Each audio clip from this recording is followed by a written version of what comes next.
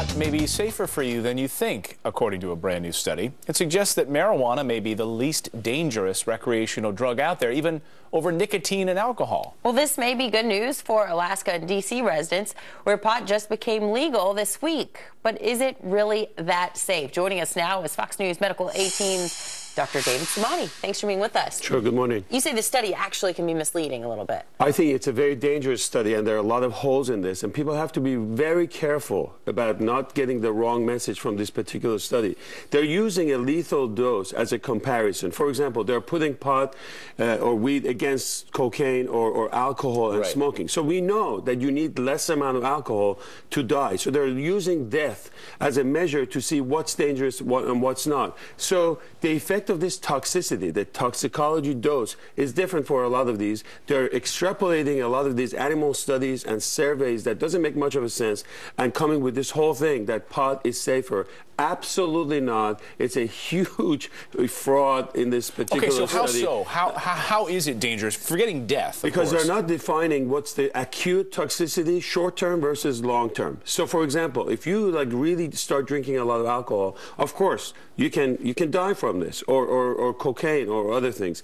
With this, the long-term effect of pot is not very clear. Now, a lot of this has to do with what we call THC. The level of THC in a lot of these marijuanas are different. It used to be 1%, now it's 4%, it's going up to 7%. THC goes through your blood as you smoke, it gets to your brain, and it causes a lot of memory loss. It causes cognitive skills, mood changes, twofold risk of psychosis long term. Now, what I learned about this, preparing for this segment, is it affects your heart. It actually causes heart attack, 5-fold times increases your heart rate, and on and on. We're seeing in Colorado, we had 13 kids that came to the emergency, ended up in the ICU as a result of overdose from marijuana. Now we have crack babies coming in because pregnant women are smoking this whole marijuana business. What bothers me as a doctor is this whole concept of medical marijuana, because I think it's a safe haven for a lot of these companies and saying like, hey, it's for medical marijuana, it helps kids with seizure. This is the biggest scam I've ever seen. Let me just tell you one thing. I think for certain cases of seizure, for certain nausea, vomiting after like cancer or chemotherapy, maybe. But we still don't have a definitive thing. So a lot of these people are using this as a business, and I challenge any doctors, come to my Twitter and Facebook, convince me how this is healthy for you. I'm 100% against this. I think that people have to come and study these studies in detail. This is complete nonsense. Dr. David Samani.